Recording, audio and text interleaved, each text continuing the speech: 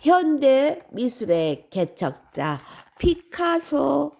피카소는 92세로 세상을 뜰 때까지 한순간도 붓을 놓지 않았습니다.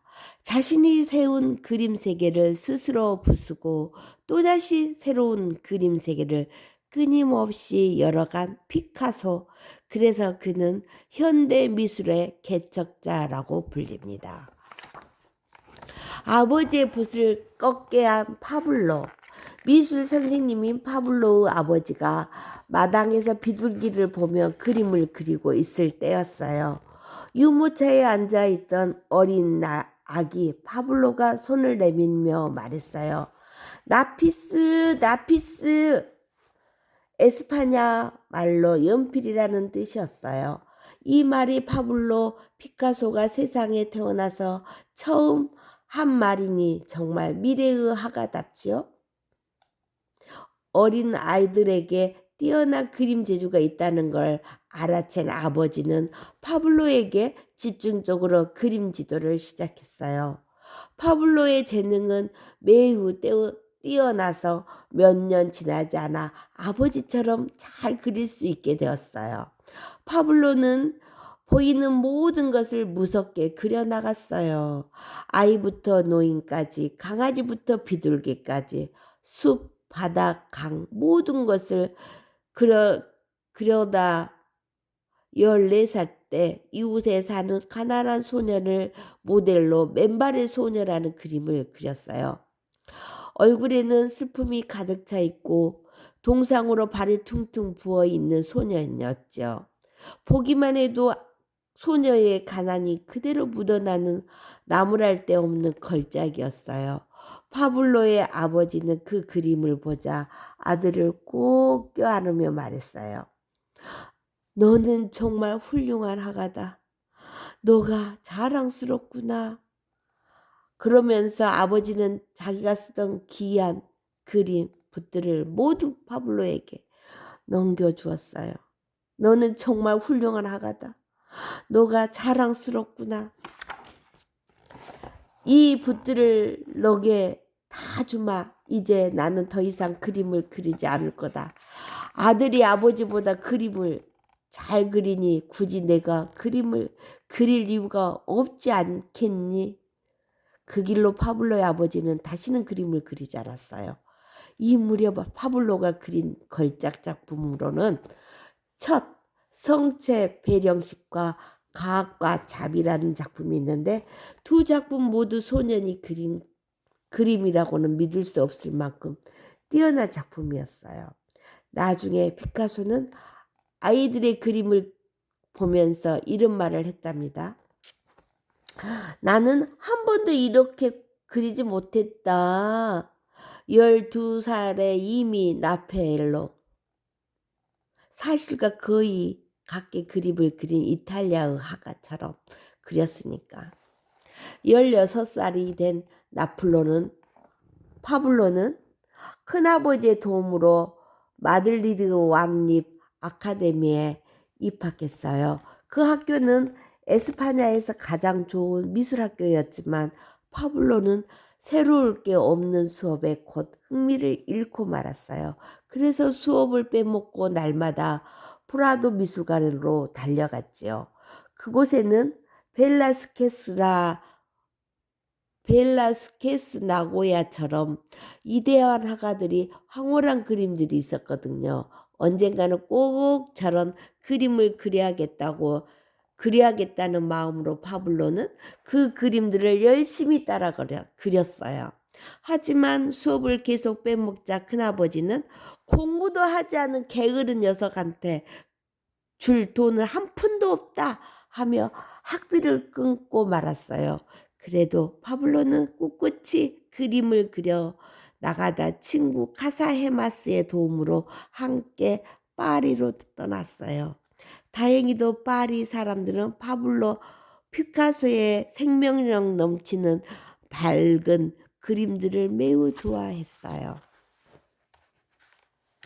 애롭게 지느길을 걸으며 그런데 뜻밖의 사건이 일어났어요.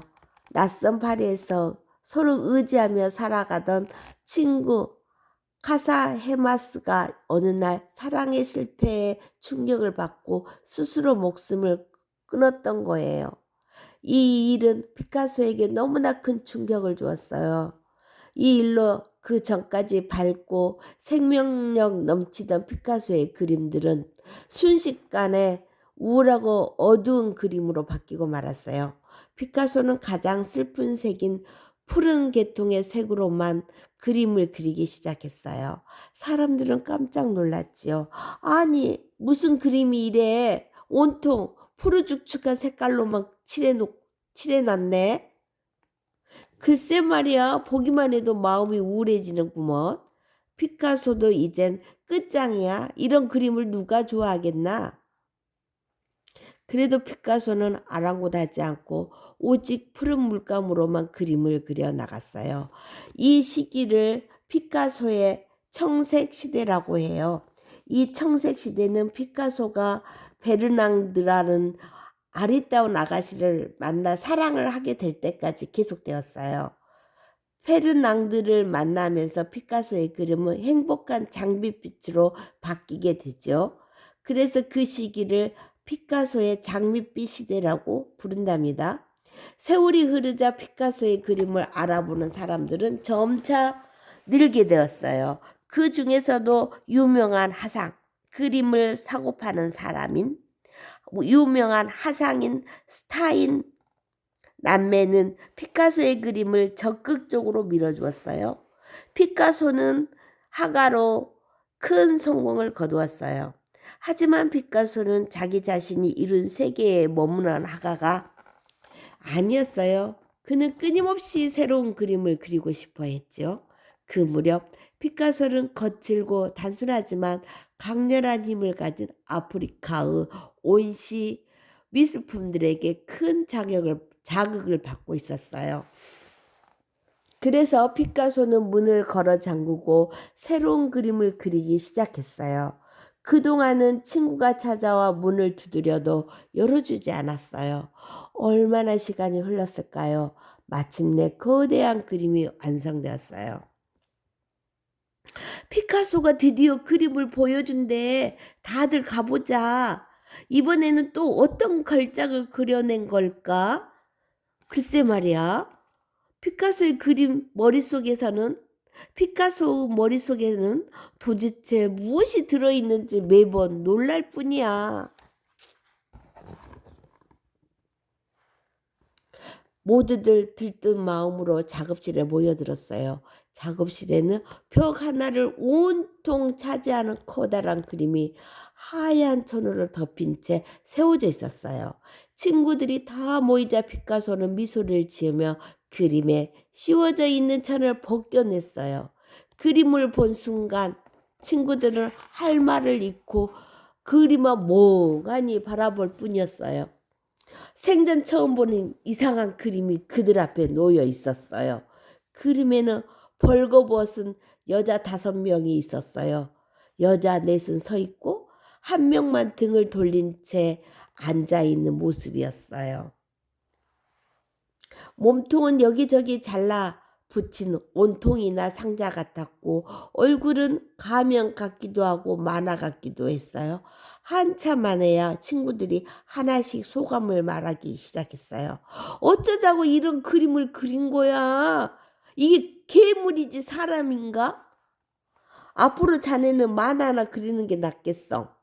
나로서는 도무지 이해할 수 없는 그림이야. 눈에 보이는 익숙한 모습대로 그리는 것에만 길들여진 사람들에게 아비뇽의 아가씨들은 도무지 알 수 없는 개상망측한 그림일 뿐이었어요.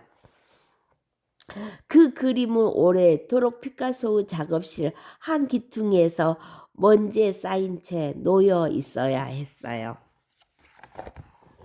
하지만 피카소는 언젠가 세상이 이 그림의 가치를 알 날이 올 것이라고 굳게 믿었어요.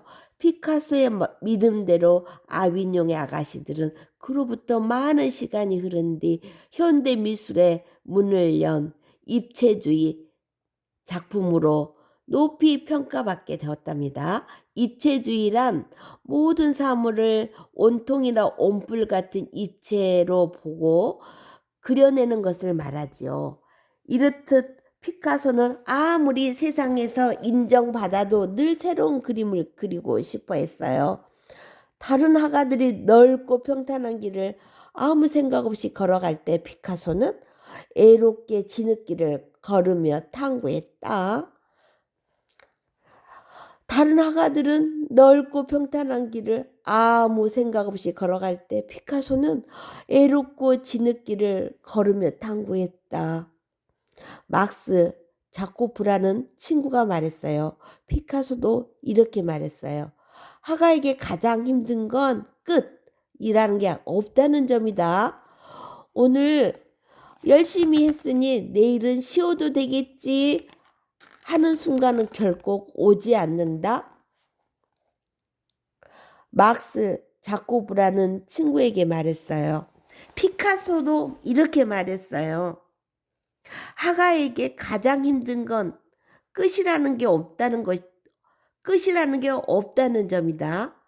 오늘 열심히 했으니 내일은 쉬어도 좋겠지 하는 순간은 결코 오지 않는다. 독일의 폭격을 비난한 그림 게르니카. 1937년 4월 26일 에스파냐의 작은 도시인 게르니카가 독일 비행기의 폭격을 맞는 비극적 사건이 일어났어요. 이 폭격으로 인해 아이와 노인을 가리지 않고 수많은 사람들이 목숨을 잃거나 다쳤어요. 이 사건을 전해들은 피카소는 분노로 몸을 떨었어요. 잔인한 히틀러, 나치 놈들, 어떻게 저런 짐승 같은 짓을 할 수 있는가? 평화롭게 살다 어느 날 이유도 없이 죽어간 그 억울한 영혼들을 위해 피카소는 무엇이라도 하지 않으면 미칠 것만 같았어요. 그래서 당장 붓을 들었어요. 흥분한 피카소의 심장은 금방이라도 터질 것처럼 마구 뛰었지만 붓을 든 피카소의 손은 조금도 떨리지 않았어요. 그의 머리도 차갑고 그림의 구도와 내용을 계산하고 있었어요. 그리하여 마침내 인류의 비극에 대한 강렬한 슬픔이 담긴 걸작 게르니카가 이 세상에 태어났어요.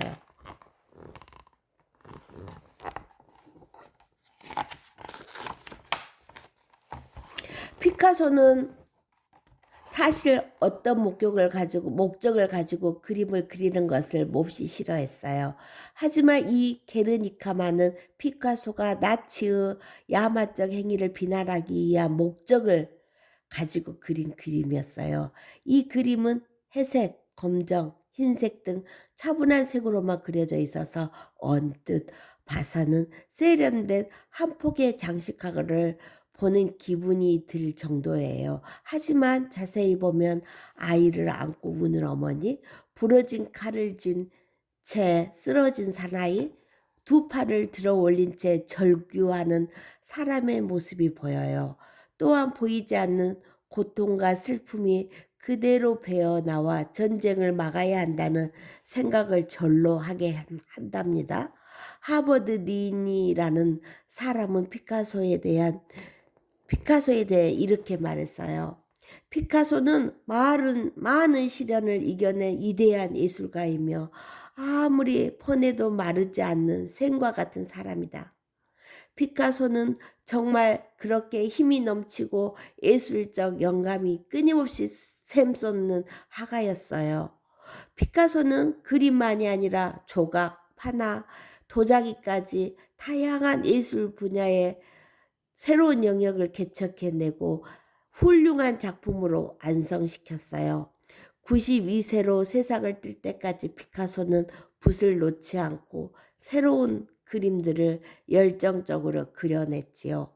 피카소가 없었다면 현대 미술의 문은 훨씬 더 나중에야 열렸을 거예요.